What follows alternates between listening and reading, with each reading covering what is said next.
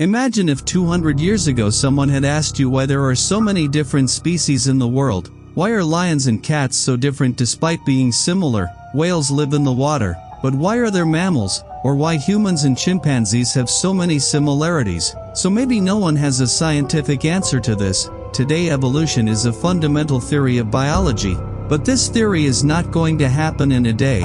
Behind this are thousands of years of observations, debates, discoveries and scientific evidence, and it's important to understand one important thing. History of evolutionary theory does not mean the history of evolution. Evolution is a natural biological process that has been going on for 1,000,000 years. Evolutionary theory is the scientific explanation that humans developed to understand this process. So that's the question.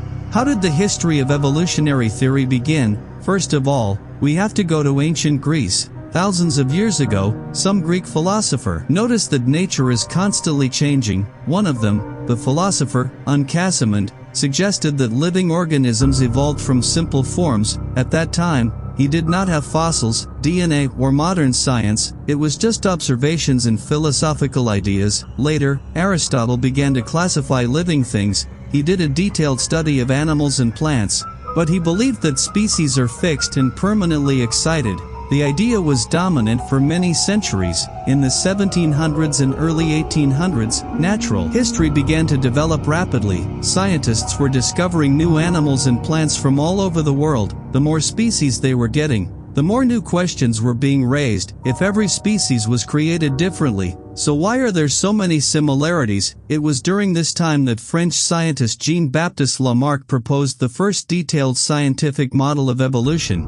He suggested that the traits that the organisms used during their lives could be transferred to their next generation. As an example, he tried to explain the long neck of the girdle. Today we know that this mechanism of Lamarck was not correct. But one thing about him was important. He suggested that species could change. It was a revolutionary idea at the time. It was during this period that George was doing a Cuvier fossil study. She presented the evidence of extinct animals. It was a very important discovery. It turns out that some species can also be permanently disturbed. Then geology changed the game. Charles Lyell gave evidence that the meaning is very old. Mountain, rivers and valleys change gradually. If the meaning is so old, so the living organisms may also have a lot of time to change. In 1831, a young naturalist Charles Darwin set out on a world voyage on a ship named HMS Beagle. This journey lasted about 5 years. South America, Australia, and especially the Galapagos Islands completely changed his thinking.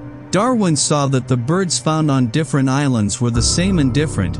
Their beaks seemed to change according to different food sources. He also noticed similar patterns in turtles, plants, and other animals. Darwin did not immediately publish Evolution. She spent almost 20 years collecting tuck evidence. Fossils were studied, wire animals compared, observed the plant, and tested his theory repeatedly. Meanwhile, Alfred Russel Wallace independently almost reached the same conclusion. In 1858, Darwin and Wallace jointly presented the idea of natural selection. A year later, in 1859, Darwin's famous book on the origin of species was published. The basic idea of natural selection was simple. There are variations in every population. Some of the individual's traits are more useful for the environment. Their chances of surviving and reproducing are high. Those useful traits become more common in the next generation. And after a very long period, the population can change gravitationally.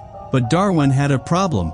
He didn't know what the mechanism of inheritance was. How do children transfer from traits? Parents to children talk. The answer to this question was given by the experiments of Gregor Mendel. Mendel P. was working on the plant. He discovered the basic rules of inheritance, but his work was not famous at that time. Around 1900, scientists rediscovered Mendel's discoveries. Now genetics and evolution began to connect together. In the 1930s and 1940s, modern evolutionary synthesis developed. The scientists combined Darwin's natural selection with genetics.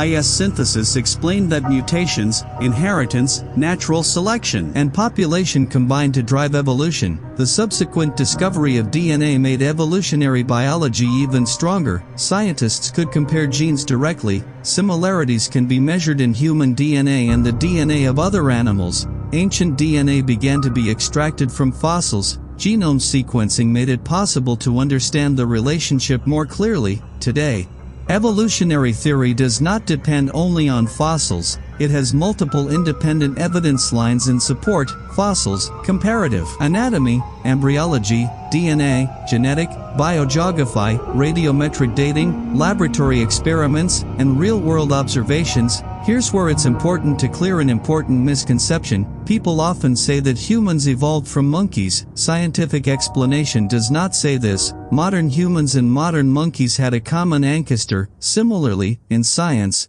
theory does not mean gas. A scientific theory is a well-tested explanation that explains a lot of evidence. Another misconception is that individual organisms evolve. The reality is that evolution happens during generation and population. Even today, evolution is continuing. Scientists observe antibiotic resistance in bacteria, viruses record genetic changes, monitor the population of plants and animals in long-term studies. Evolution is not a historical event, it is an ongoing biological process. History of evolutionary theory does not teach us only biology, it also shows us how science works. Ideas are proposed, evidence is collected, mistakes are identified, old theories are revised, and new discoveries make knowledge stronger. For this reason, the modern evolutionary theory is more complete than Darwin's original theory. Genetics, molecular biology, ecology, paleontology, and genomics subcontribute. If you were a scientist 200 years ago, would you have believed Darwin's theory, or would they have rejected him when there was no talk and evidence?